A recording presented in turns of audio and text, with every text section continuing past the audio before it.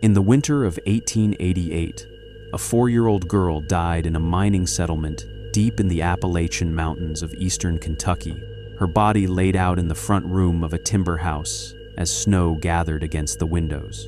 The child's name was Margaret Fenwick, and she had succumbed, the family physician recorded, to scarlet fever after 3 days of suffering. What followed her death was not burial, but preservation. For reasons the family never adequately explained, the child's body was not interred in the frozen ground that February, but kept in the house, dressed in white linen, her hands folded across a small Bible. And as weeks became months and months became years, something impossible occurred. The body did not decay. It did not corrupt. It remained, by all accounts from those who saw it, as fresh as the day the child had died, her skin retaining a color that mimicked sleep, her features unchanged by time or decomposition. The Fenwick family insisted it was divine preservation, a sign of the child's purity.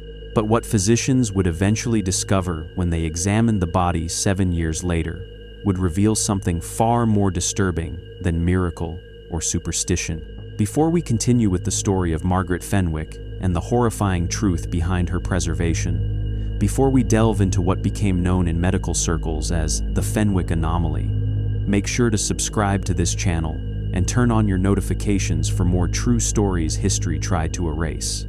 And tell us in the comments where you're listening from tonight. The Wren Plantation rose from the Louisiana wetlands, like a mirage columns bleached white against a landscape the color of dust and decay. From a distance, it looked eternal, a monument to wealth carved from the backs of men who never owned their own names. The cane fields stretched to the horizon in endless, whispering rows, their blades shimmering under the heat that pressed down like a weight on the chest. Travelers who passed along the muddy road at dusk would often remark how the house seemed to glow even as the sun fell, as if it refused to surrender to the darkness surrounding it. But the locals knew better.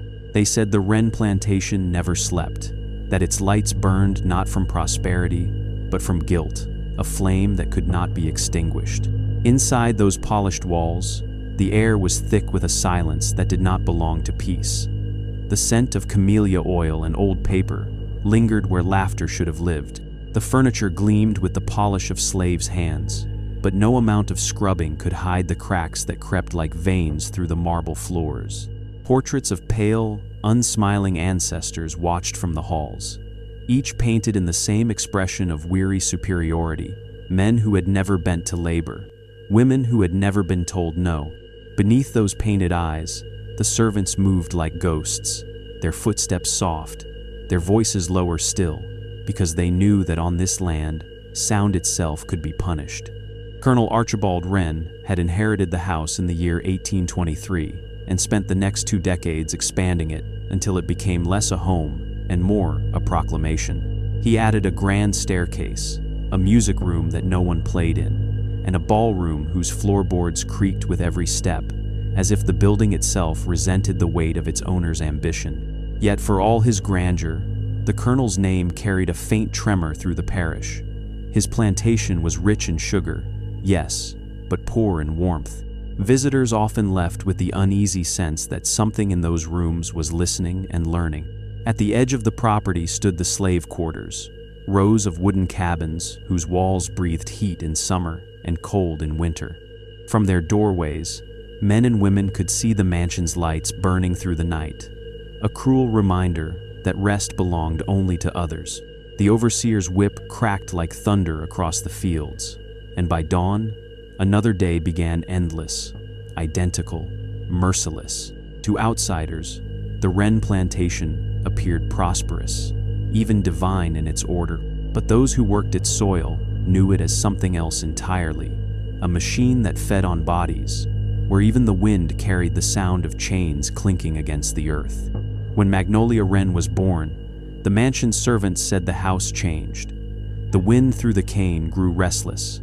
Lamps flickered at odd hours. The colonel dismissed it all as superstition, but the oldest slave woman on the plantation, Mama Rue, shook her head and whispered that the child had come marked not by sin, but by consequence. Every house built on pain, she said, must one day learn the sound of its own sorrow. Few listened to her, but everyone remembered. By the summer of 1849, the house stood unchanged, yet everything inside it had begun to rot in ways that no carpenter could repair. Paint peeled from the porch rails. The piano in the music room had not been tuned in years, and though the Colonel still held gatherings filled with laughter, cards, and whiskey, the echoes that lingered afterwards seemed to mock him. Beneath the weight of its own grandeur, the Wren Plantation had become what it was always destined to be, a mausoleum built for the living. Colonel Archibald Wren was a man who believed the world owed him permanence. Every morning, before the heat rose over the cane fields, he would stand on the veranda with his coffee and survey his domain as though it were a kingdom carved by his own hand. The white of his suit matched the columns behind him, pressed so stiff it seemed to resist the very idea of dust. He was tall, broad-shouldered, and clean-shaven even in old age, a man who treated his reflection like an adversary that must be conquered daily.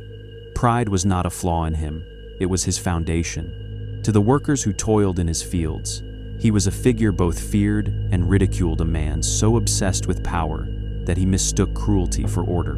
In public, the Colonel spoke of lineage, of honor, of the divine right of the Southern gentleman. He quoted scripture when it suited him, often twisting words to justify his temper. Discipline, he called it, when his hand came down too hard. God's will, when his orders sent others to the lash. He believed suffering built character, though never his own. His neighbors admired him for his success, envied the size of his harvests, but they whispered behind closed doors that something in him had gone sour. His laughter, once booming, now carried an edge.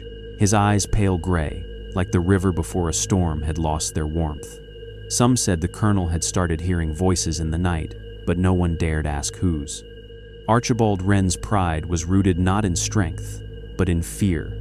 Fear that his wealth, his family name, even his body might one day betray him. He despised imperfection in others because he recognized it too easily in himself. Servants learned to keep the mirrors polished, the silver spotless, and the halls immaculate, for even a fingerprint could ignite his fury. He wanted the world to believe he was unshakable, that time itself would bow before him.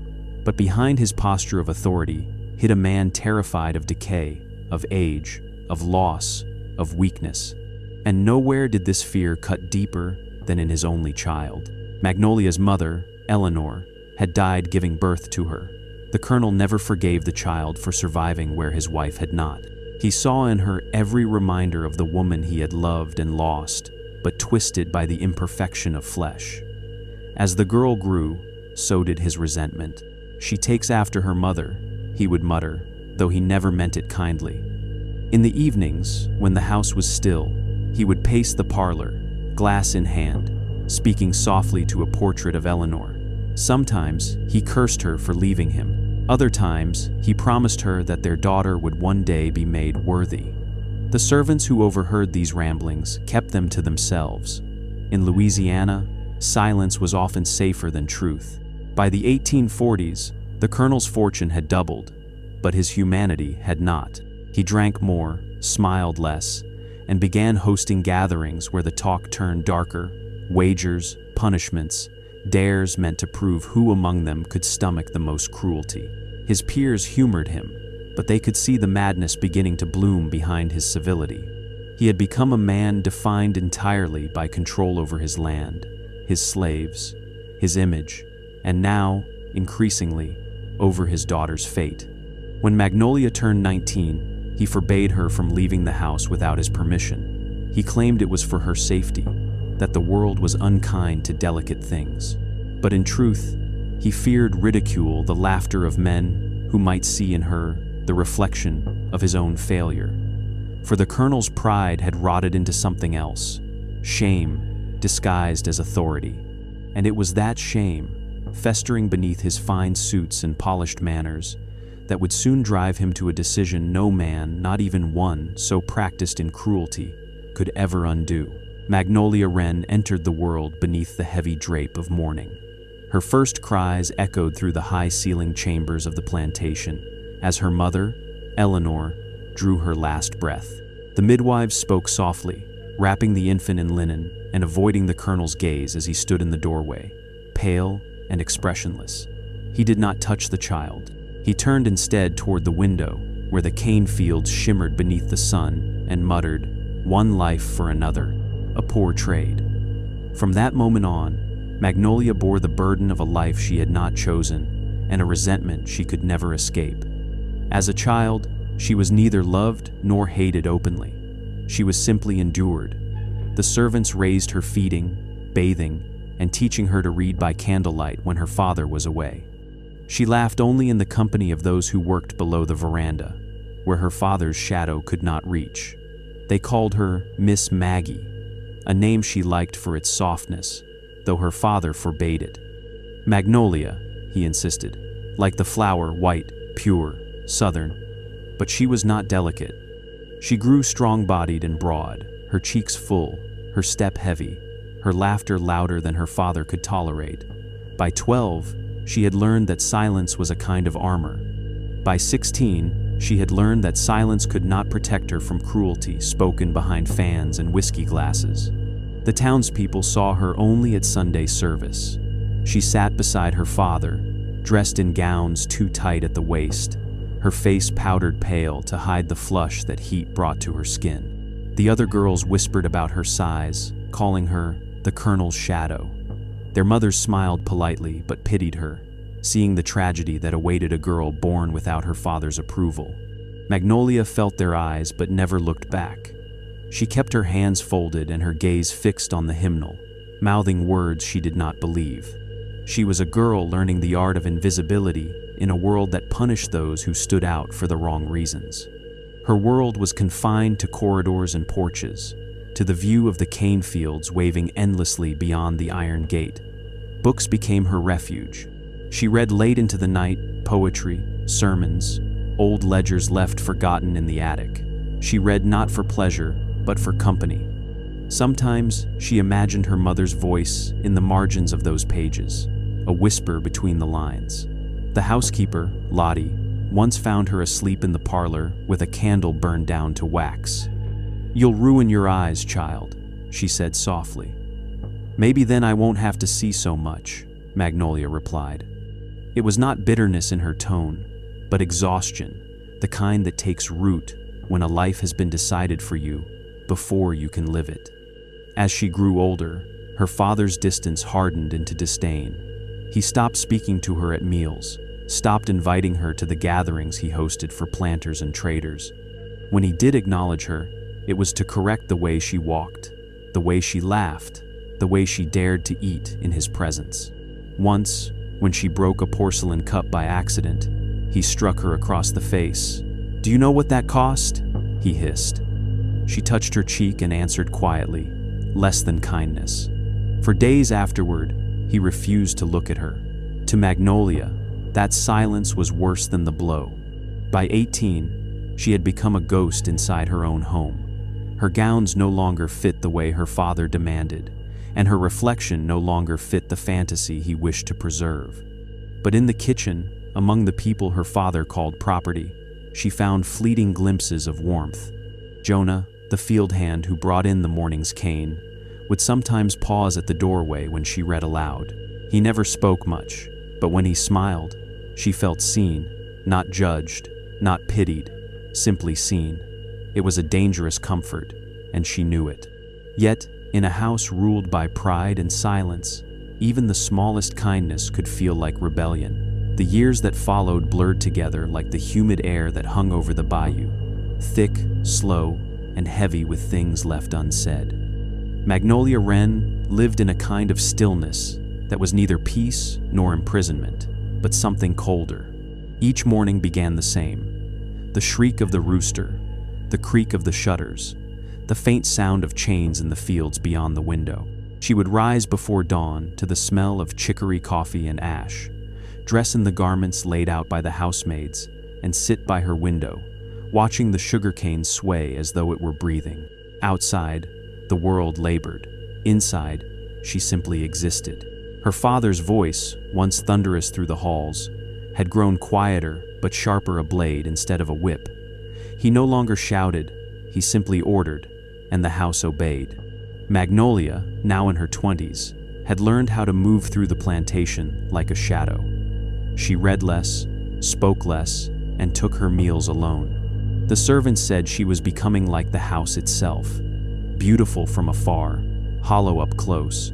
But in truth, it was not beauty she sought to preserve, it was survival. The colonel's moods had become unpredictable, his drinking heavier, his gaze colder. He had grown superstitious, muttering about curses and omens, convinced that the family name had been tainted by softness. When his eyes lingered on her, she felt more like a burden than a daughter. Magnolia filled her solitude with small acts of defiance. She refused corsets, preferring loose muslin dresses that allowed her to breathe. She stopped attending the evening meals where her father entertained his peers with cruel jokes and cheap boasts. Once, when he demanded she play piano for his guests, she did so, but played a funeral hymn instead of a waltz. The laughter that followed was uneasy. Her father's smile never reached his eyes. Afterward, he did not speak to her for a week. She preferred it that way. Outside the mansion walls, time moved differently. The fields ripened, the seasons turned, and the lives of those who worked the land carried on in a rhythm older than the colonel's wealth. Magnolia would sometimes wander near the edge of the cane rows, far enough that she could feel the heat of the sun, but not far enough to be seen from the veranda. There, she could hear the workers singing low, rhythmic, mournful hymns that seemed to hold both pain and peace. She did not always understand the words, but the feeling in them filled the silence she had been raised in. Once, a child from the quarters ran up to her with a plucked magnolia flower, its petals bruised from handling. The child placed it in her hand and said simply, "You look like this." Magnolia held it until dusk, then let it fall into the mud. Even the flowers could not stay white forever. Rumors began to spread in the parish about the Wren family. They said the colonel was slipping into madness, that he saw his dead wife in mirrors and spoke to empty chairs. They said his daughter was unmarriageable, that she wandered the halls barefoot at night, humming songs no one recognized. The gossip reached Magnolia's ears, but she no longer cared. Her world had shrunk to the dimensions of that house and the horizon beyond it, a prison disguised as inheritance. At night, when the candles guttered out, she would sit by her window and watch the moonlight fall over the barn. The air was thick with the smell of hay and damp wood. She would see shadows moving there, sometimes the workers finishing late, the overseer locking the gates. But once in a while, there was another figure, standing too still, facing the house. It might have been her imagination, she told herself, or perhaps it was the past, waiting patiently for the night when silence would no longer be enough to keep it buried. Jonah was born on the Wren plantation the same year Magnolia took her first breath. His mother, Ruth, had died 2 summers later in the fever that swept through the quarters, leaving him to be raised by the older women who had survived too much to fear anything left in this world. They taught him early that silence was safety, that to look too long, to speak too boldly, to hope too loudly, was to invite pain. But Jonah had a mind that wandered past fences. He studied everything, the way the cane bent in the wind, the sound of the colonel's boots before punishment, the way the overseer's voice changed when he lied. By 14, he was already taller than most men, with shoulders shaped by the weight of barrels and the burden of obedience. Yet beneath that strength was something dangerous, a quiet, unbroken will. The other field hands said Jonah's eyes were strange, not in color, but in calmness. Even when the lash came down, he did not cry out. The overseer called it insolence, but the truth was simpler. Jonah had learned that pain meant nothing if you refused to give it echo. The colonel noticed him during harvest season, when Jonah lifted a broken cart axle alone and carried it across the yard like it was nothing but wood. "That boy's made of iron," the colonel said, half in admiration, half in warning. From that day forward, Jonah was watched. In the evenings, when the work was done and the sky turned the color of rust, Jonah would sometimes linger near the barn, mending tools by the dim light of an oil lamp. It was there that Magnolia first spoke to him. She had come looking for quiet, and found it already occupied. "You work even when no one's watching," she said softly. Jonah didn't look up. "Always someone watching, miss." It was the first exchange of many that would pass between them over the years. Short, cautious, but heavy with understanding. He never called her by name, and she never gave him orders. In that unspoken space, something fragile began to take shape. Recognition.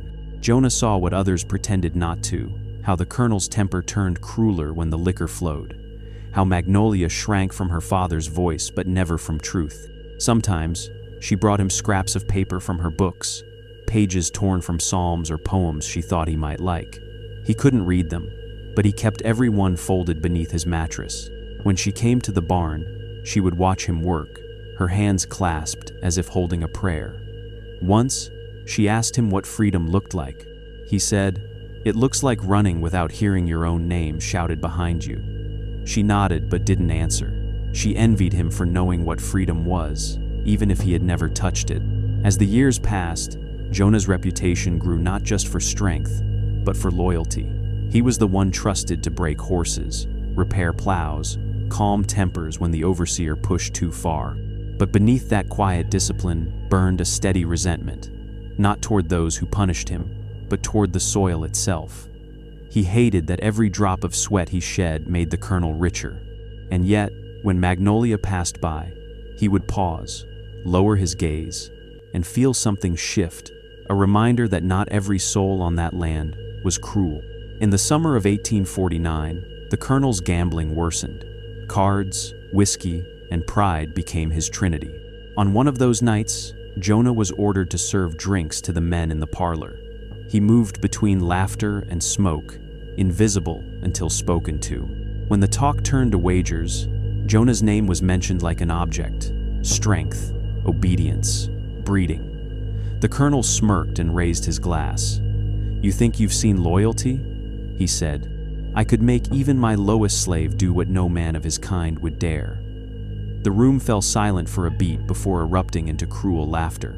Jonah said nothing, but the words burned in him long after the laughter faded.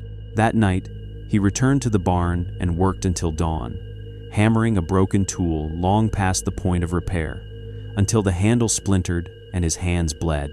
He understood then that his silence, the very thing that had kept him alive, was also the reason he had never truly lived. It was a night soaked in bourbon and heat.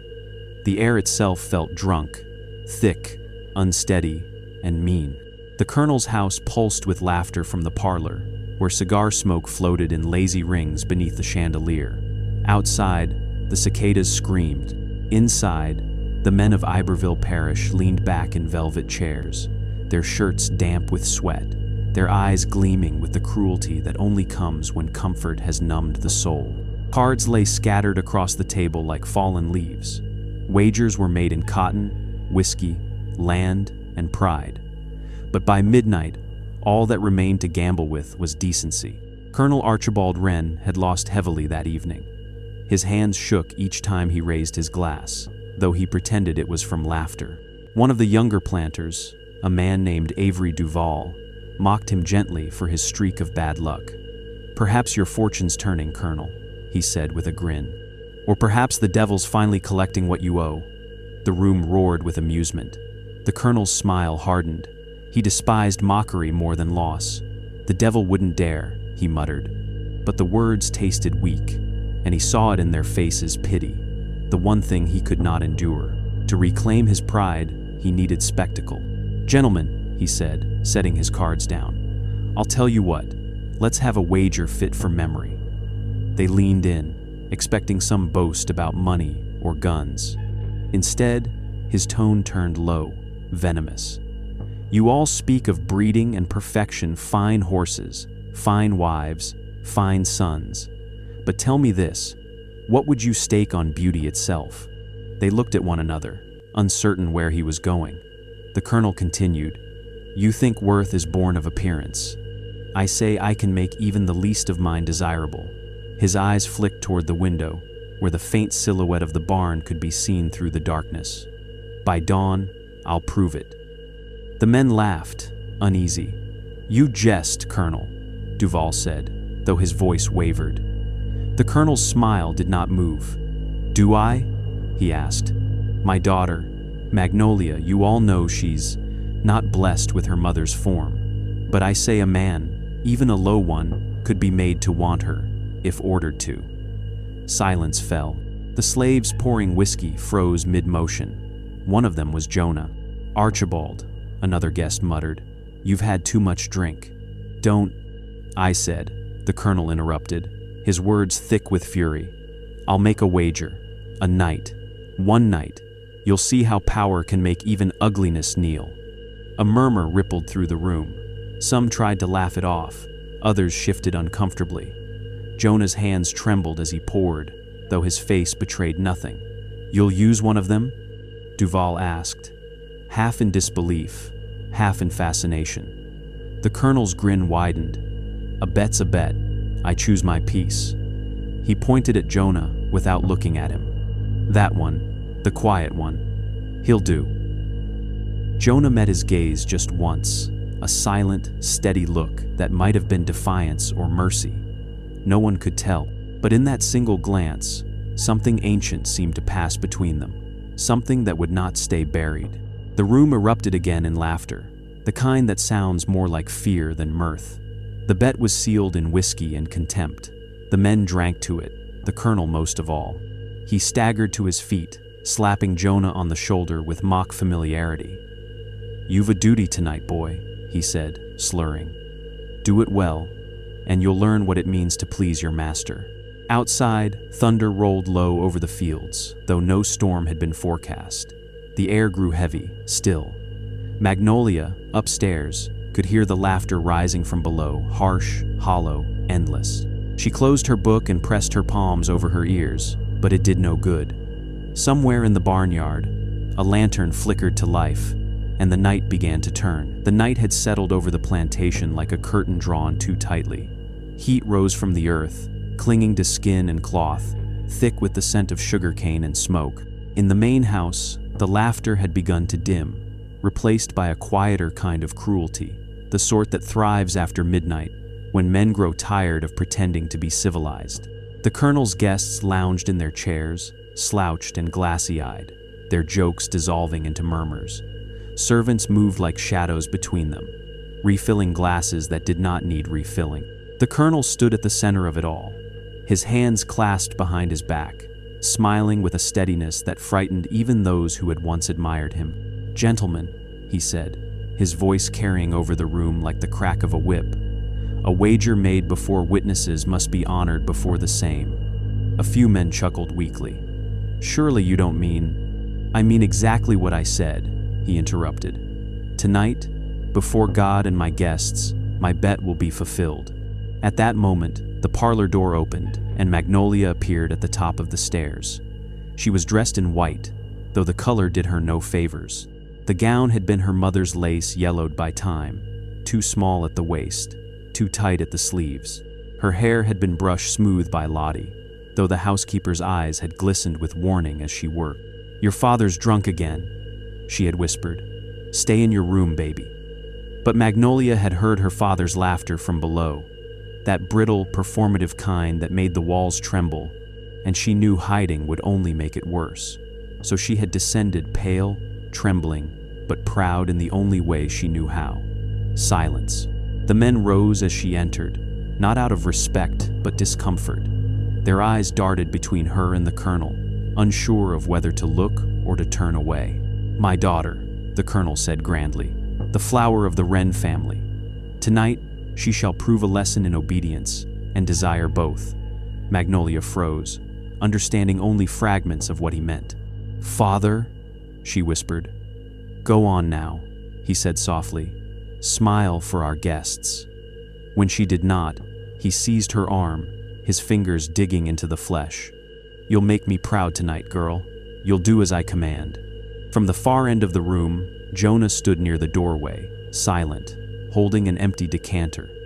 The candlelight caught the sweat on his brow, the rise and fall of his chest.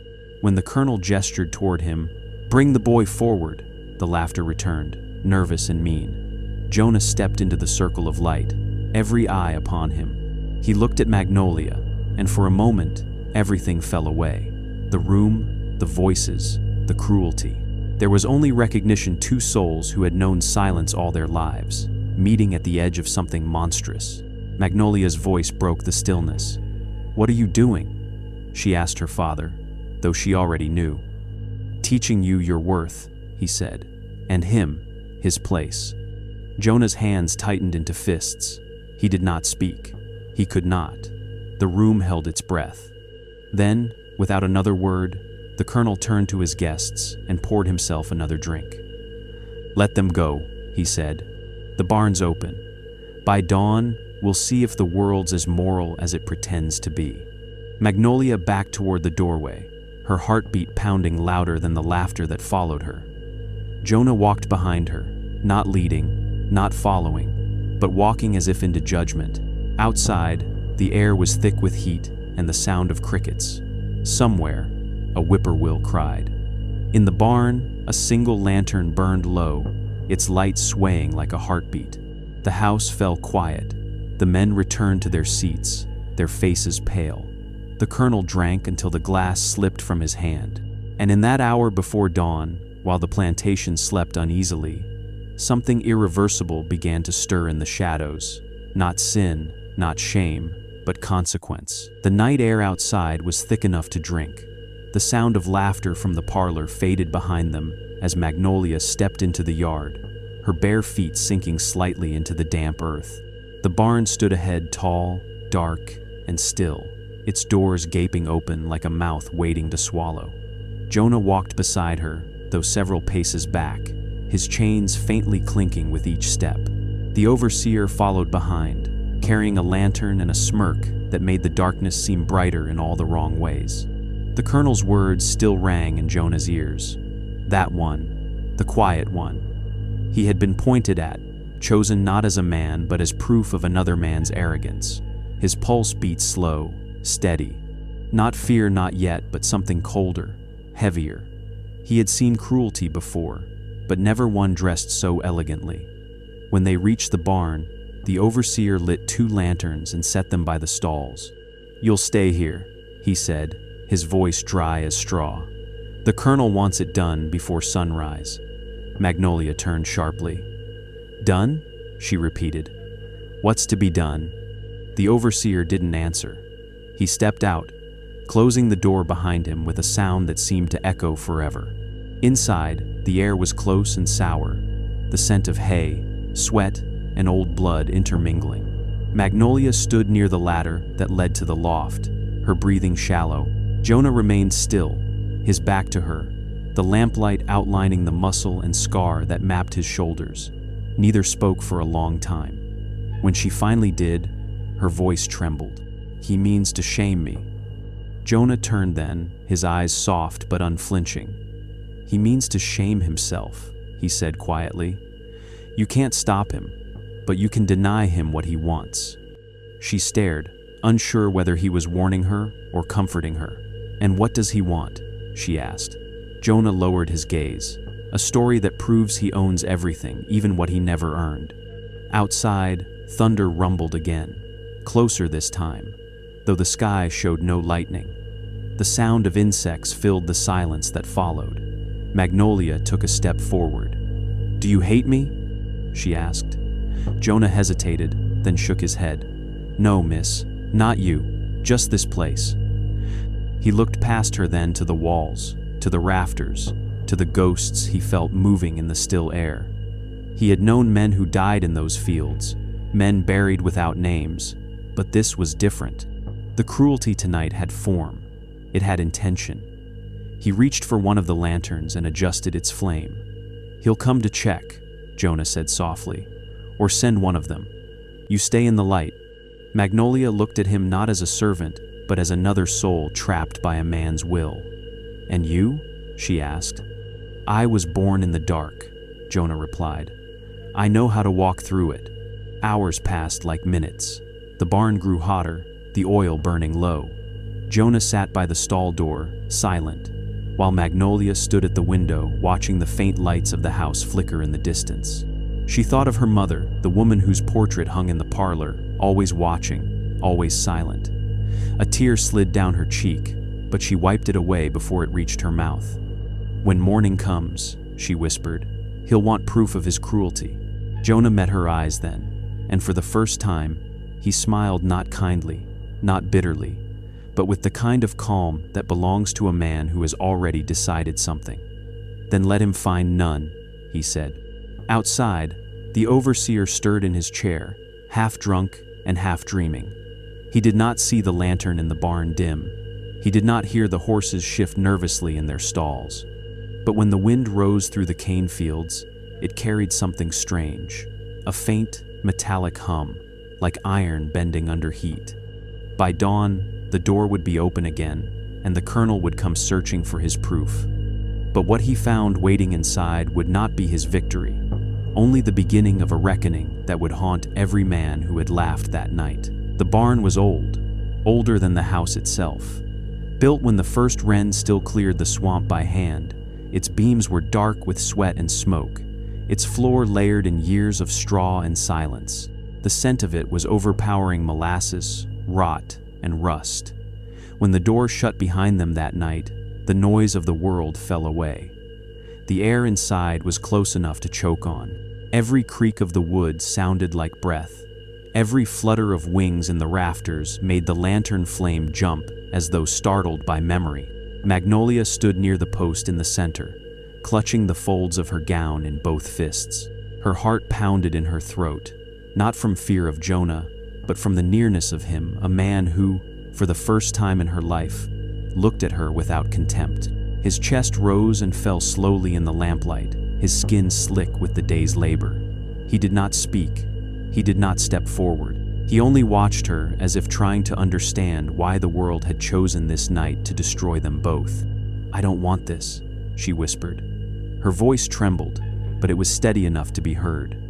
"I know," Jonah said softly. "Neither do I."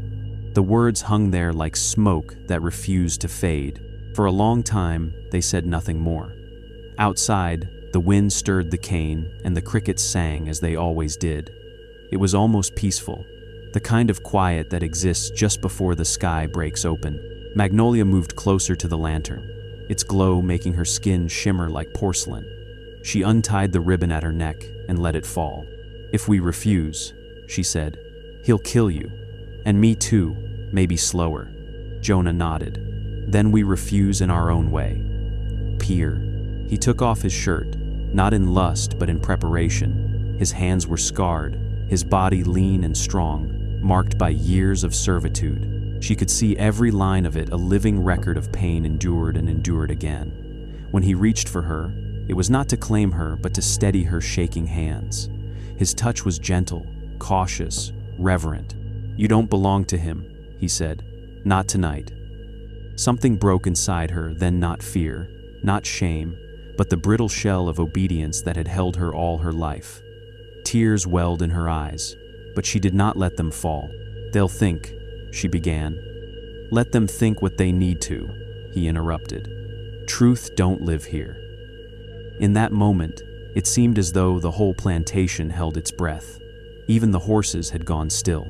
The lantern flickered, its light throwing their shadows across the beams like dark wings.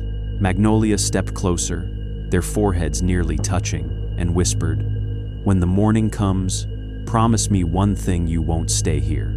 Jonah nodded once. "If there's a morning," he said, "I'll be gone before the sun knows my name." A sound split the silence, footsteps outside, slow, deliberate, circling the barn. The overseer, maybe, or worse. Jonah's hand went to the lantern, dimming it until only a thread of light remained. They listened, the drag of boots in the dirt, a cough, a match striking. Smoke slipped through the cracks in the wall, the bitter scent of tobacco mixing with the sweet rot of hay. Then, after a long moment, the footsteps faded. When it was safe, Jonah turned back to Magnolia. She was pale in the half-dark, her eyes reflecting the thin flame like mirrors. "He won't win," she whispered. Jonah nodded again, though the set of his jaw said he did not believe it. "No," he said, "but he'll learn what it costs to try." The storm that had been murmuring all night finally broke. Rain hit the roof in heavy sheets, drumming against the tin like fists. The wind pushed through the cracks and snuffed the lantern out entirely. In the blackness that followed, only their breathing could be heard, steady, human, and free. By dawn, the rain had stopped. The overseer would find the barn door open, the lantern overturned, and the straw disturbed as though by struggle. But the two figures who had entered it at midnight would not be found together. One set of footprints led toward the cane fields.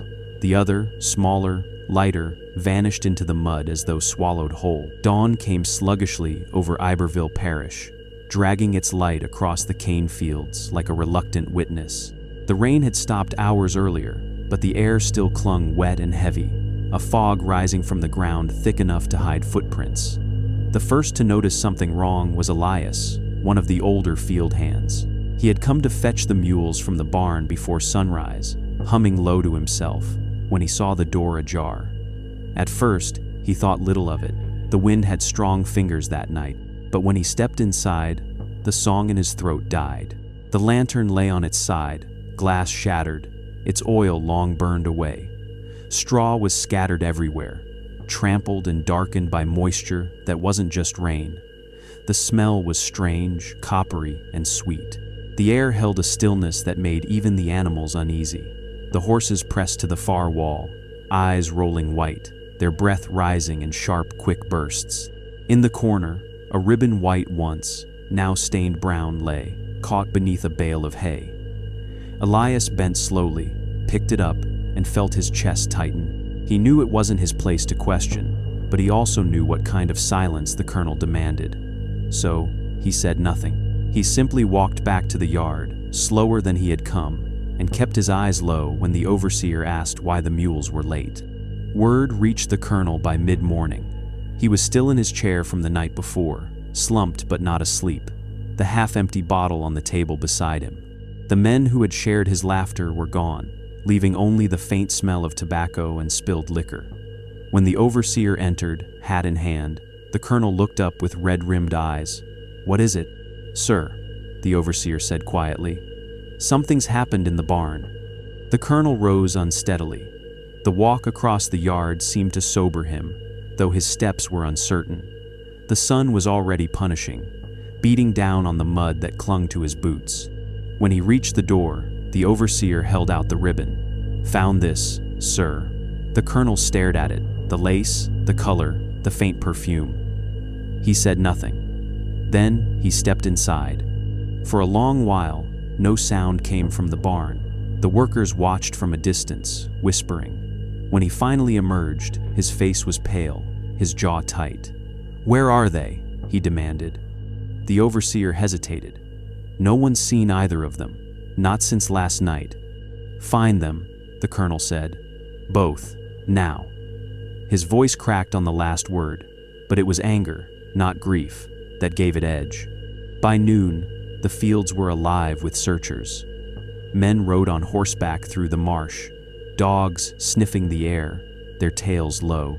They found footprints leading away from the barn, 2 sets at first, then only one.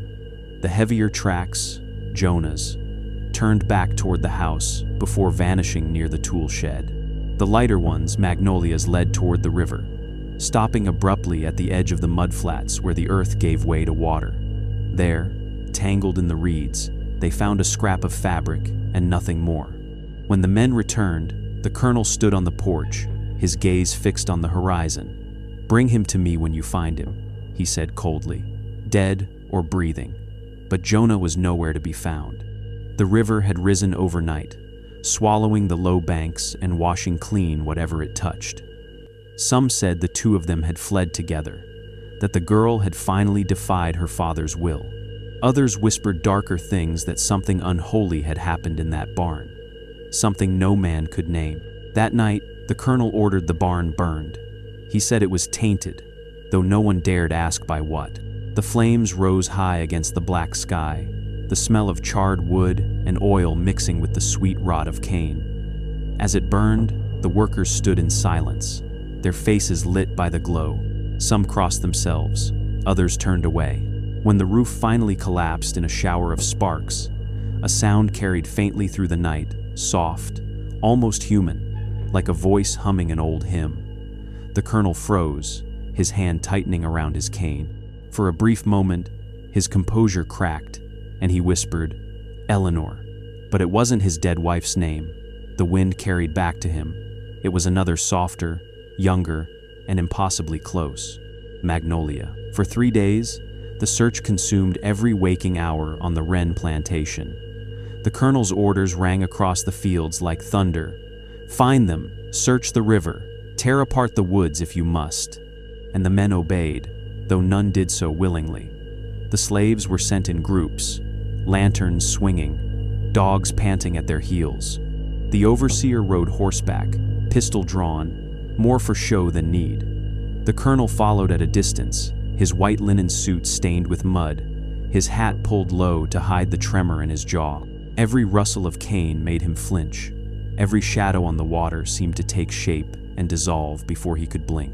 The river ran swollen and brown, carrying branches and broken reeds downstream toward Baton Rouge. On its banks, the searchers found scraps of fabric, a torn hem, a ribbon, a fragment of linen too fine to belong to the workers. One of the men swore he saw something pale drifting in an eddy near the bend, but when they reached it, there was nothing. Only the bloated carcass of a calf caught in the reeds, its hide bleached by the current. Still, the rumor spread that the colonel's daughter had been found. He came riding hard to the river's edge, leapt from his horse, and waded into the shallows himself. The water rose to his knees, then to his waist. He stood there, searching, his hands shaking, until the mud gave way beneath him, and he nearly fell. When the overseer pulled him back, the colonel struck him across the mouth. "She's not gone," he hissed. "Not yet." By the 4th day, the dogs refused to follow the scent. They whined and circled the barnyard, tails pressed between their legs. The colonel cursed them and sent for more, but the next pack fared no better. Something in the air unsettled even the beasts. The fields had grown quiet, the usual work abandoned.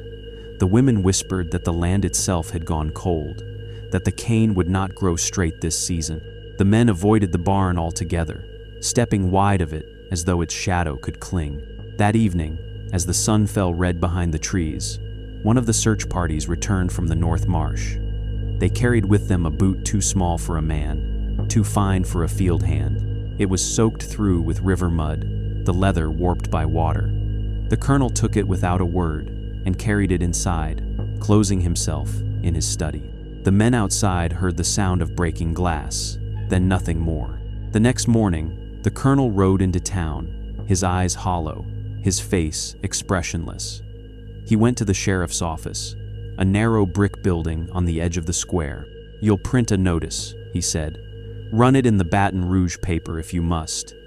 Missing daughter, Magnolia Wren, reward for information." The sheriff, who had known him for years, hesitated. "And the slave?" he asked quietly. "What about him?" The colonel's voice turned hard as steel. "Alive, if possible, but I'll take what's left." The notice ran 2 days later, though few dared speak of it aloud. Travelers passing through the parish told of a girl's white dress seen floating miles downstream, tangled among the lilies. Others claimed to have seen a man walking along the riverbank at night, bare-chested, carrying something wrapped in cloth. No one could say for sure. Weeks passed, the river lowered, the fields resumed their rhythm, but the laughter that once drifted from the big house was gone. The colonel stopped attending church. His dinners grew smaller, his voice quieter. When he spoke, it was mostly to himself, muttering to the empty chair across from him at the table. By the first frost, the search was over. No body was found, no confession taken. The parish clerk closed the file and marked it unresolved.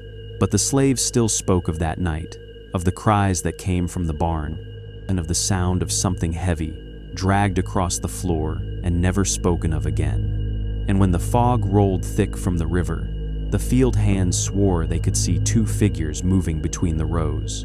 One tall, one heavy-set, walking side by side, the lantern's light never quite touching their faces. The first letter arrived 3 weeks after the search was called off. It came folded neatly inside an envelope with no seal, No address, just the colonel's name, scrawled in a hand he didn't recognize. It was Lottie, the housekeeper, who found it on the veranda at dawn, tucked beneath the whiskey glass he had left there overnight. She turned it over twice before knocking on the study door. "It's for you, sir," she said softly. He grunted, took it from her without thanks, and waved her away. Inside, the paper smelled faintly of river water. The ink was uneven, as though written by trembling hands. The words were few. "I forgive you, Father. I hope you learn what mercy feels like. M." The colonel stared at it for a long time, his jaw clenched so tightly the muscles in his neck jumped.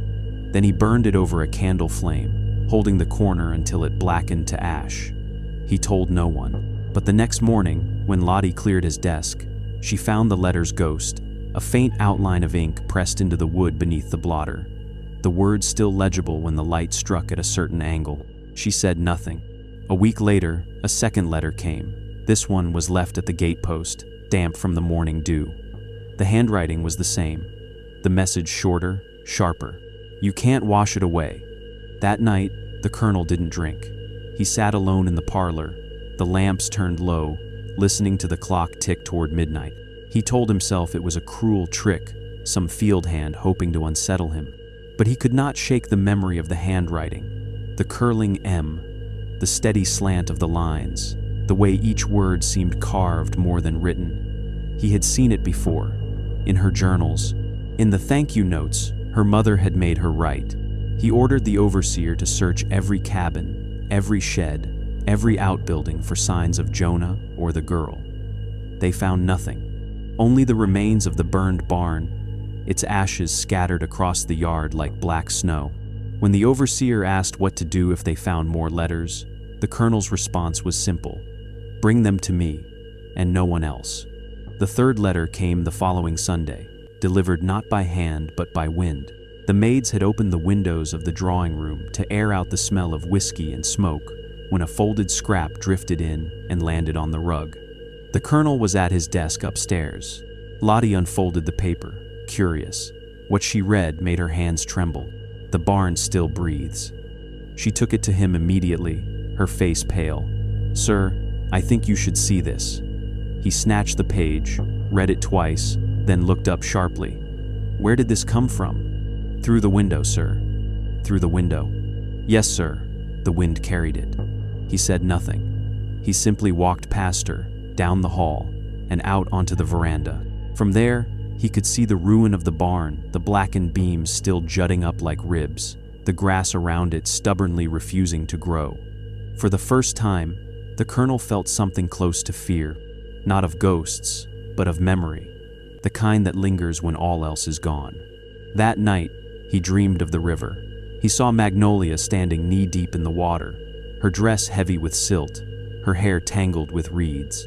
She was holding something in her hands, something small and pale. When she lifted it toward him, he saw that it was his own reflection, warped by the current. "You said I was unworthy," she whispered. "But I was the only thing that ever belonged to you." He woke gasping, the sheets soaked through with sweat. By morning, he had locked the letters away in a drawer and told the staff never to speak of them again. But they didn't need to. Word spread quickly through the quarters. The colonel was seeing things, or perhaps receiving them. Some swore they saw papers fluttering from the chimneys at night, glowing faintly before turning to ash. Others said they heard scratching from the fireplace, like a pen dragging across wood. And then, one morning, the drawer where he had hidden the letters stood open, empty. Only one thing remained on his desk: a small lock of dark hair, tied with a ribbon that had once been white. It began with a smell faint at first, like something long, damp, trying to dry. The field hands were the first to notice it, drifting from the direction of the old barn ruins after the morning dew lifted. They thought it was a dead animal buried in the ash, maybe a raccoon or mule that had crawled under the wreckage to die. But the scent did not fade. It thickened, sweet one moment, sour the next, curling through the cane fields until even the overseer noticed. "Something's rotting out there," he muttered, tying a kerchief over his face as he rode past. The colonel dismissed it at first. "You smell ghosts because you believe in them," he told his men. though he refused to go near the ruins himself. But by midweek, the odor had grown unbearable. It slipped into the house, first into the kitchen, then into the hallways, until it seemed to live in the walls. Even the maids scrubbed the floors with lye water and vinegar, but the sweetness remained. It clung to the curtains, the carpets, the sheets on the colonel's bed. One night he woke choking on it, certain that the air itself had turned against him. The next morning, he ordered the barn site cleared. "Dig it up," he said, "all of it. I want the ground turned over." The men obeyed, shovels striking black earth under the noonday sunday. Ash and mud mixed into a gray paste that clung to their boots. At a few feet down, the smell grew stronger. Not animal, not decay exactly, but something older, more human. "Stop digging," one of them whispered. But the colonel shouted for them to continue. When the spade struck wood, he leaned in himself, sweating through his linen shirt. It wasn't a coffin. It was the old foundation beam of the barn, charred but still solid. Embedded in its grain was a shape that made the men fall back, a dark imprint, human-sized, pressed into the timber as though something had burned through flesh and wood together. The colonel stared for a long time. The heat shimmered around him, bending the air. Then he said quietly, "It's nothing but shadow," and walked away. That night, the smell returned, heavier than before. It seeped from the open ground where they had dug. The dogs refused to go near it. Even the crows that circled the field would not land. The workers swore the earth breathed, that the whole exhaled with each sunset, sighing like a buried lung. One man quit outright, walking off the property before dawn. The others crossed themselves when they passed by, whispering that the ground was marked. Inside the house, the odor seemed to follow the colonel wherever he went. He lit candles in every room, but the wax only fed the scent, sweetening it into nausea. When he took his meals, it rose from the silver plate. When he tried to sleep, it crept into his dreams. He began burning tobacco and cedar in the hearth, choking the air with smoke. Still, it lingered. The servants said it clung to him, that even when he bathed, the smell of the barn trailed him like a curse. Lottie, unable to bear it any longer, approached him one evening in the study. "Sir," she said softly, "whatever lies in that ground wants rest. You should bless it, call the reverend." The colonel's eyes snapped up. "It's filth, not spirit," he spat. "I'll not have this house turned into a chapel for superstition." But later that night, she heard him moving through the hall, muttering prayers not meant for human ears. The next morning, the smell was gone. The workers said the wind had shifted, that the rain had washed it clean. But when Lottie brought in the colonel's breakfast, she froze. The entire study reeked of it, stronger, fresher. The curtains were drawn, the fire burned low, and in the middle of the desk sat a small clump of straw, damp and blackened, as if it had never burned at all. The colonel stared at it, unmoving. "It's from the barn," he whispered. Lottie backed away slowly, crossing herself under her breath. That night, every window in the house was open to the wind, but the smell did not leave. It only learned his name. By late autumn, the colonel's skin had taken on a sickly pallor. His eyes were red-rimmed, his voice hoarse from shouting at shadows. The servants whispered that he'd stopped eating, that he spent his nights pacing from window to window, watching the barn ruins as if expecting them to move. When he finally sent for a doctor, it wasn't for the smell or the sleeplessness, it was for the feeling. "Something's crawling beneath the floorboards," he said in his letter to Baton Rouge. "Something alive." Dr. Lemoyne arrived on a gray morning, his carriage wheels sinking into the soft dirt of the yard.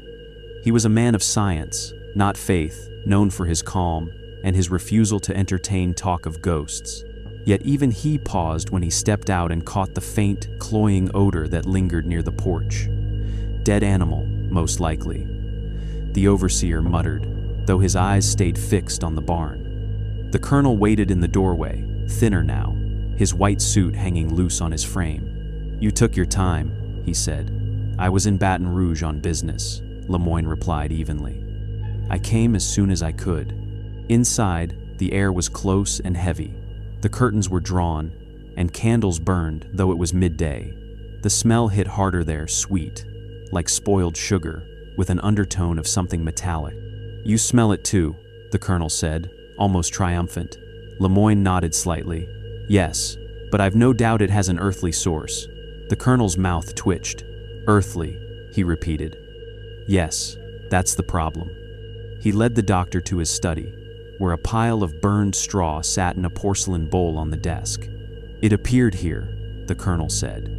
"3 nights ago. I hadn't touched the barn for weeks." Lemoyne leaned over the bowl, sniffed once, and frowned. "Oil residue," he said. "Lantern fuel. Perhaps a draft carried it in." The colonel gave a hollow laugh. "You think wind carried it through locked doors?" Lemoyne made his examination as best he could. He found the colonel's pulse erratic, his skin clammy, his pupils slow to contract. "You're exhausted," he said finally. "Your nerves are in rebellion. You need rest, sir, and light. Open the windows. Leave this place for a time." The colonel turned away. "And what of the smell, doctor? Will my absence silence it?" "Smells fade," Lemoyne said, packing his bag. "Guilt doesn't." That last line hung in the air longer than he intended. The colonel's head turned sharply. "You think this is guilt?" "I think," Lemoyne said carefully, "that the mind punishes itself more effectively than any god." He left before nightfall. As his carriage rolled away down the dirt road, he looked back once and saw the colonel standing by the veranda rail, staring toward the barn's black outline against the setting Sunday. The image stayed with him for years, a man shrinking inside his own shadow. That night, the servants heard the colonel moving again. He went first to the cellar, then to the study, then back to the porch.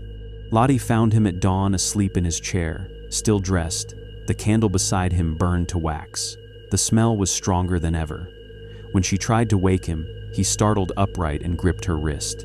He said, "Smells fade," he whispered. "But it's following me. It's in my skin." She tried to soothe him, but his voice grew louder, desperate. "It's her, Lottie. It's the perfume she wore that night. I can smell her in the walls." That evening, Lemoyne wrote a note in his journal. "Patient, Colonel Archibald Wren. Symptoms consistent with melancholic delusion. Recommends removal from property and long convalescence near the coast." He sealed it, intending to send it the next day. But by morning, a rider brought word from the plantation. The colonel had dismissed all the servants except Lottie. He would receive no more visitors. When the doctor returned weeks later to check on him, the house was silent. The air, curiously, was clean. No smell of decay, no hint of rot.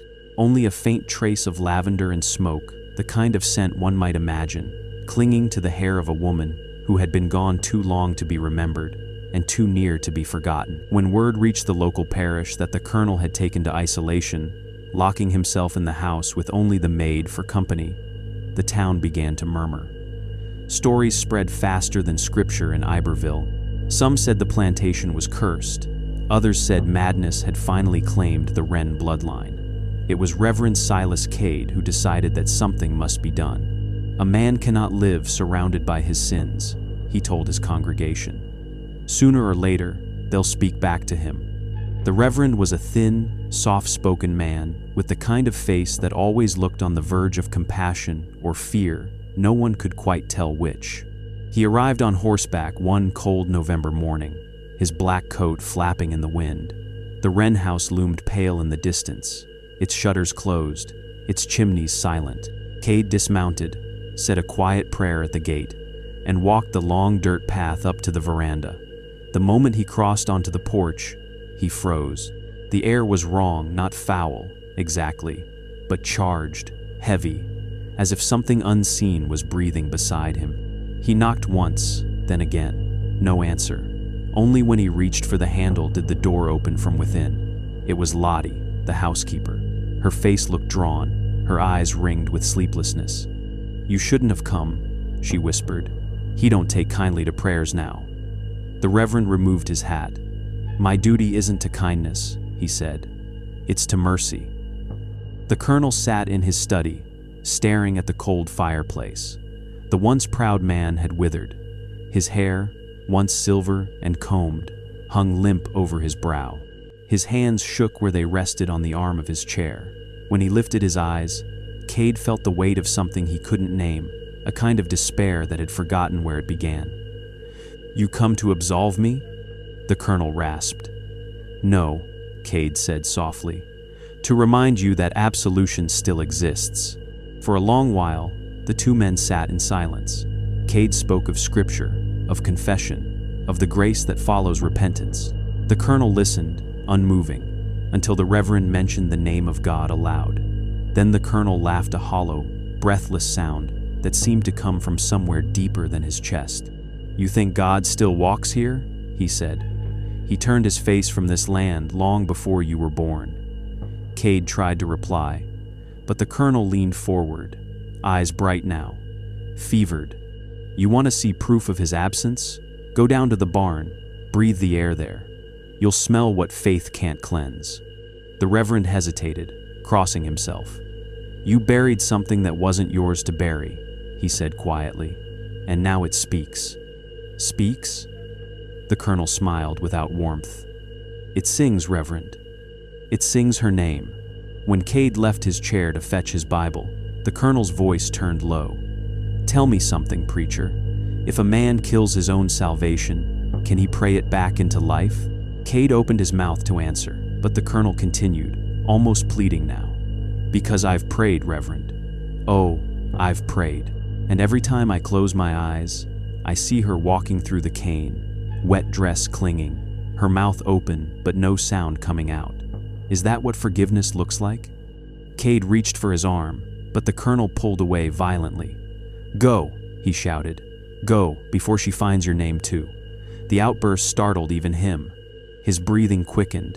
His fingers dug into the chair as though anchoring himself to the world. Cade rose slowly.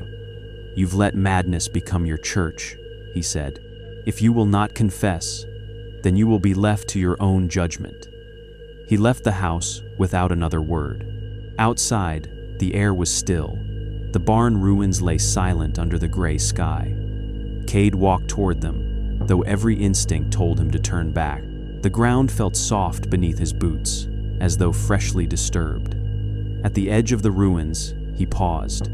The smell the colonel had described was gone. Instead, the faintest trace of perfume, magnolia, and smoke drifted past him. He looked back at the house, its windows like blind eyes staring toward the field.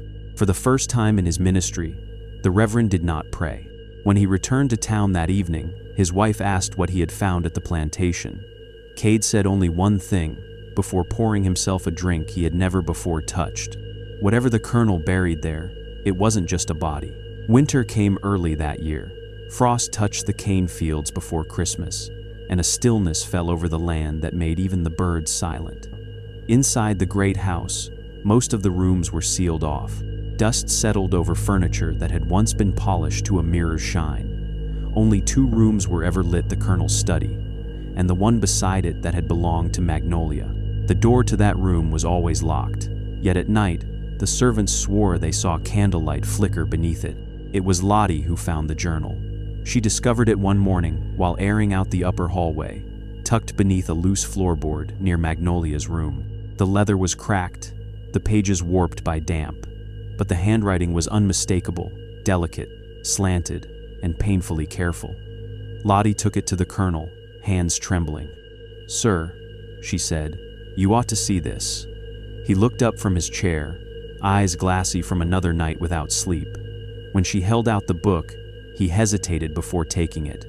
He read in silence at first, flipping through the pages as though afraid of what they might say. The earliest entries were harmless enough, small notations about sewing, reading, weather.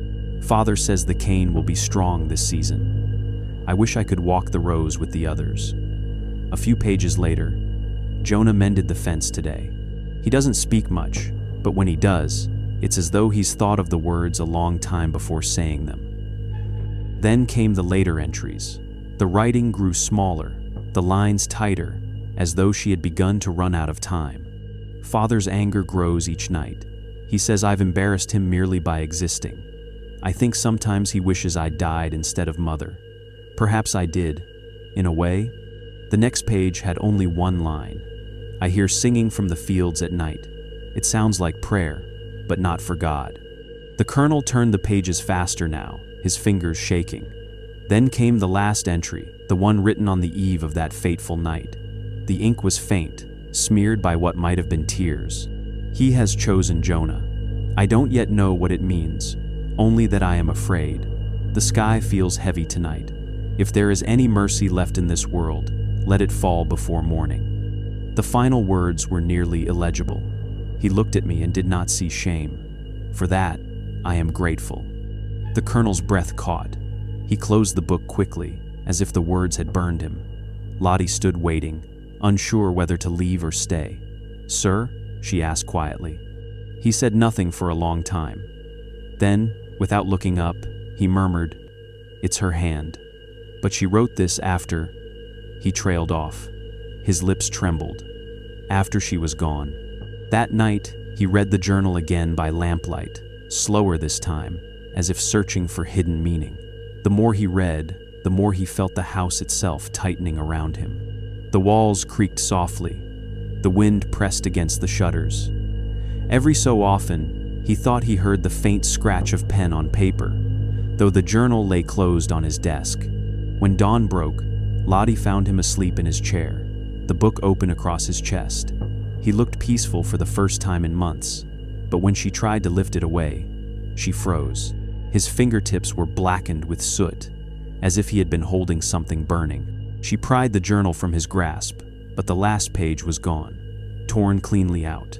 The colonel never mentioned it, and Lottie did not ask. That evening, as she passed the hallway to Magnolia's room, she saw the door slightly ajar for the first time since the girl's disappearance. Inside, a candle burned low on the dresser, and on the floor beneath it lay a single sheet of paper blank, except for the faint imprint of words pressed into the parchment from another page that had once rested atop it. When she held it to the light, she could just make out the shape of a single sentence. "You cannot bury what remembers you."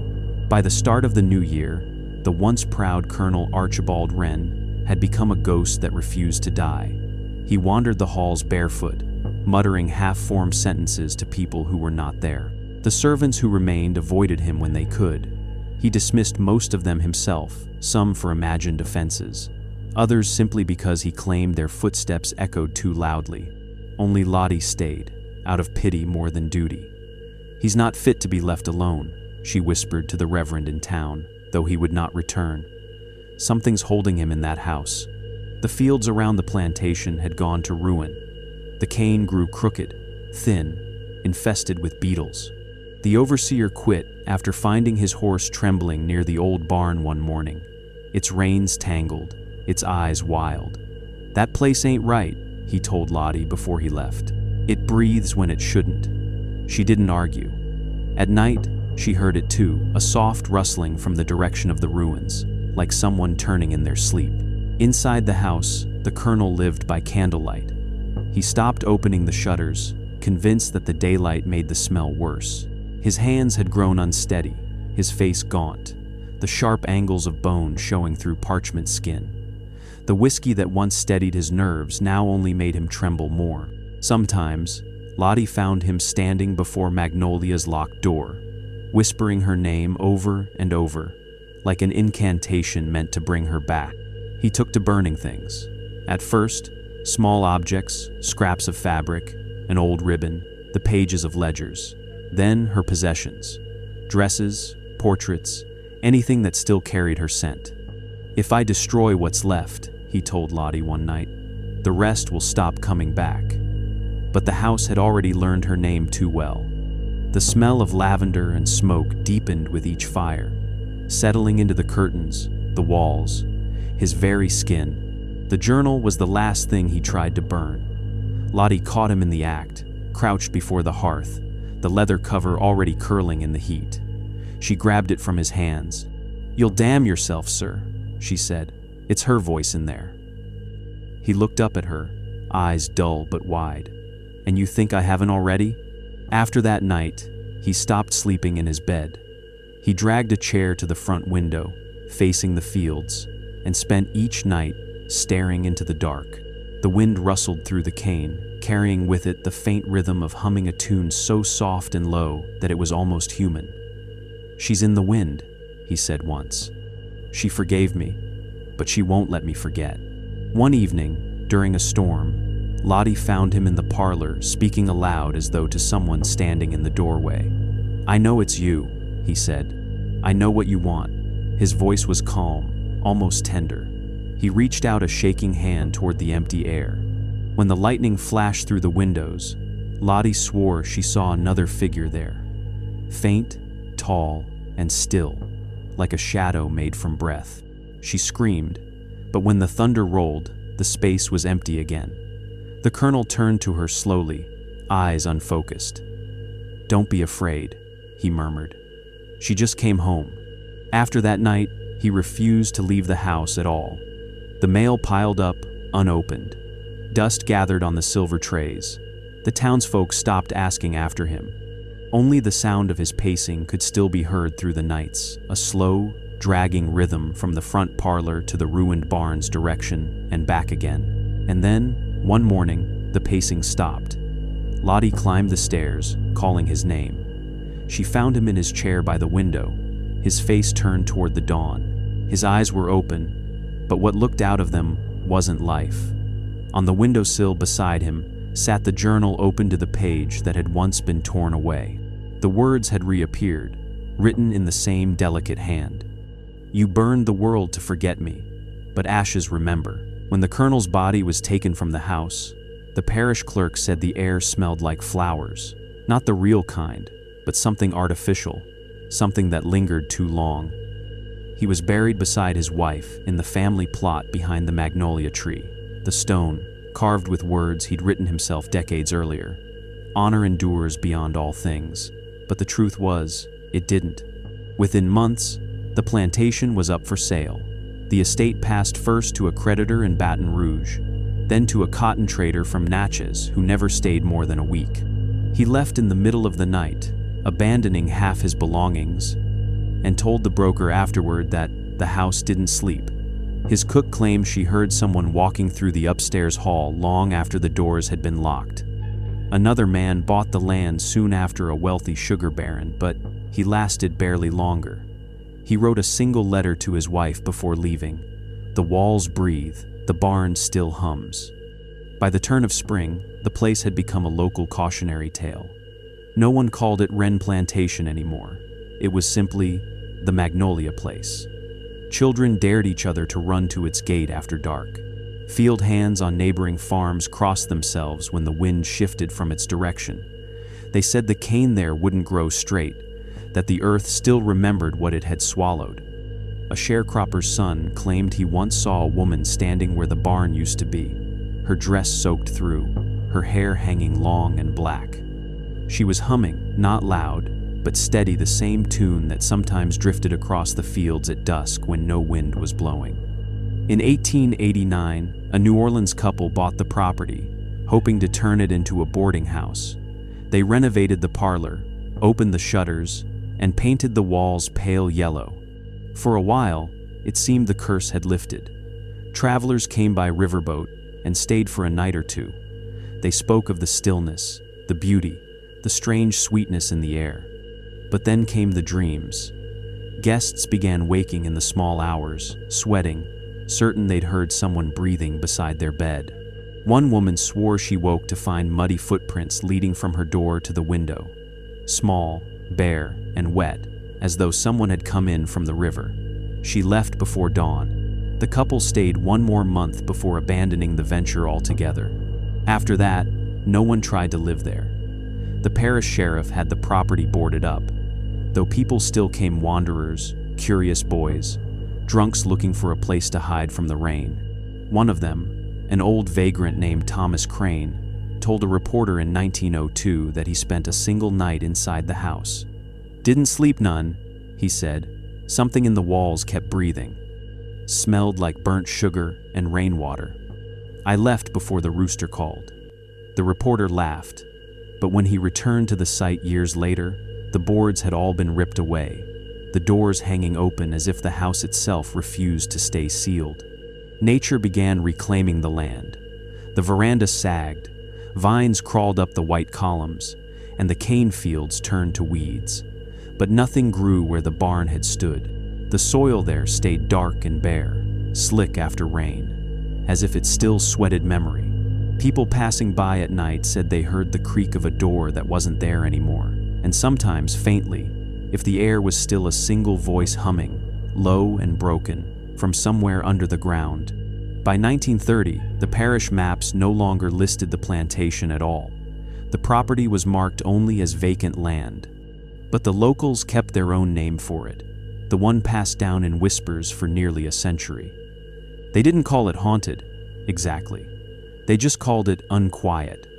And when the wind moved through the old magnolia trees, some said the scent was the same one that filled the house.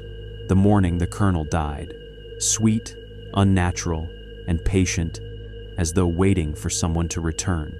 It was the summer of 1932 when the parish finally decided to tear down what remained of the Wren plantation. By then, the house had stood empty for nearly 2 decades. The roof had caved in on one side, ivy strangled the chimneys, and raccoons made their homes in what used to be the parlor. Only the foundation of the barn remained a warped skeleton of beams and blackened posts, surrounded by grass that refused to grow. When the workmen arrived from Baton Rouge, they joked among themselves that it would take more than rot to scare them. By noon, the joking stopped. The foreman, a man named Wallace Crane, led the demolition himself. The men began with axes, chopping through the charred timbers that had survived the old fire. The wood was damp and splintered strangely, soft on the outside, but dense beneath the surface. When one of the laborers struck too hard, his blade stuck fast. As he wrenched it free, something pale dropped from the beam and rolled into the dirt. The man cursed, thinking it a stone. Then he saw what it was, a ring. Not metal, but bone. Wallace picked it up, squinting in the light. The surface was smooth, worn down by years, but the shape was unmistakable. A loop carved perfectly to fit a finger, the edges polished to a dull sheen. "Whose is it?" one of the men asked. Wallace said nothing. He rubbed the ring clean with his thumb and saw a faint marking on the inside, the letter M, burned deep into the bone. The laughter that had begun again at noon faded. They found more after that. Beneath the collapsed floorboards of the old barn, buried shallowly in the dirt, lay fragments, pieces of fabric, blackened wood, and shards of glass. But deeper down, they unearthed something worse. A narrow beam hollowed in the center like a box, sealed with rusted nails. When they pried it open, the air that escaped was sweet and foul all at once. Inside lay the remnants of something wrapped in what had once been linen, now fused into the wood by time and decay. The bones were small, delicate, not animal. Wallace sent for the sheriff, though the old man looked less surprised than afraid when he arrived. "Leave it," the sheriff said. "Bury it proper and don't mention it again." Wallace stared. "You want me to cover it back up?" The sheriff's eyes drifted toward the house, the hollow windows, the dead trees that leaned toward the river. "Some things stay buried for a reason," he said. "But rumors have longer lives than men." Within a week, the story spread through the parish that the body of the colonel's daughter had been found beneath the barn, her bones still clutching a ring carved from human bone. Some said it was Jonah's, some said it was hers. Others whispered that the two had been buried together once. But the river took one and returned only part of the other. The coroner's report never reached Baton Rouge. The sheriff filed a brief note. "Remains unidentifiable. Case closed." The county paid Wallace's men in full, and they left that same night, refusing to camp anywhere near the property. One of them claimed he woke during their last evening there to see a figure standing in the field, broad-shouldered, motionless, facing the barn's remains. Could have been a shadow, he told Wallace later. But shadows don't hum. By autumn, the site was quiet again. The parish erected a single wooden marker where the bones had been found, uninscribed but for one word, burned faintly into its face. Remember. No one knew who had written it. Years later, children from the nearby town would visit the ruins, daring one another to touch the marker. They said if you did, you'd hear singing the next time it rained. The old folks didn't correct them. They only warned, don't stay after sundown and don't look toward the river. Because sometimes, when the air was still and the cane rustled low, you could see a faint light flickering from where the barn once stood. A lantern's glow, rising and falling like breath. And beneath it, if you listened long enough, you might swear you heard two voices instead of one. One deep, one soft, blending into a song that had no words, only memory. By the middle of the century, the Wren Plantation was nothing more than a hollow name on fading deeds. The land had been divided, sold, forgotten, reclaimed by vines and silence. The river had shifted course, swallowing part of the field and leaving the rest slick with black mud. Only the foundation stones of the main house remained, and the barn's shadow, that bare patch of earth that refused to grow so much as a weed. The locals still called it the unquiet field. But by then, even their voices had grown low when speaking of it. In 1951, a historian from Louisiana State University came through the parish, collecting oral stories from the elderly. He was young, eager, skeptical, the kind of man who believed ghosts could be disproven with enough ink and record-keeping. In the back room of a general store, he found an old woman named Clara, who had been a maid at the Wren house in her youth. She told him everything: the Colonel's madness, the smell, the letters, the journal. Her voice cracked when she reached the end. "You can dig that field for 1,000 years, she said. "You won't find peace there, only remembering." The historian laughed politely, took his notes, and returned to the site alone that evening. The air was thick with heat, the sky purpled at the edges. He walked the property with his lantern, sketching what foundations remained. When he reached the patch where the barn had stood, he noticed the way the ground sank slightly under his feet, spongy like breath. He crouched to touch the soil cool despite the summer heat, and thought he heard something faint beneath the hum of insects. Not wind, not river, but a sound more deliberate, a humming. He rose quickly, telling himself it was imagination. But when he turned to leave, the lantern flickered once, twice, then went out entirely. He was found the next morning by a road crew passing through, his notes scattered, his lantern still cold. He would not speak of what had happened, except to say that the ground had spoken back. The rest he kept to himself, though the rumor spread that he left the university soon after and joined a monastery outside Lafayette, where the brothers said he never once walked near the chapel at night. By the 70s, the parish paved a new road that cut straight through the edge of the old property. The machines had to reroute twice. Each time the earth sank beneath the equipment, soft as clay, though the rest of the ground was hard. The foreman called it coincidence, but the men refused to work after dark. "The soil breathes," one said, "and I'm not paid to listen." Eventually, they built the road around the field, leaving the center untouched, a shallow basin of weeds, shaped like the footprint of something enormous, lying at rest. Today, the land looks ordinary. The cane has long since been replaced by wild grass and magnolia trees gone feral. Yet the air is still wrong there, sweeter than it should be, heavier. Hunters avoid it. Children pass by quickly. On some nights, when the moon is low and the wind carries from the river, people in the nearby parish swear they can smell molasses and smoke, like something burned long ago, still simmering beneath the soil. They say the earth keeps memory the way the body keeps pain unseen, but never lost. And if you stand by the old boundary fence at dawn, just as the fog lifts from the fields, you can hear the faintest echo of a woman's song, soft, slow, without words, rising from the place where the barn once stood. No one ever built on that land again, not from fear of ghosts, but out of respect for whatever silence remained there.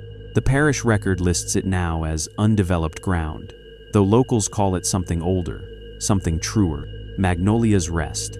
And in the still mornings, when the air holds its breath, the field seems to listen too, waiting, always waiting, for the one who remembers her name.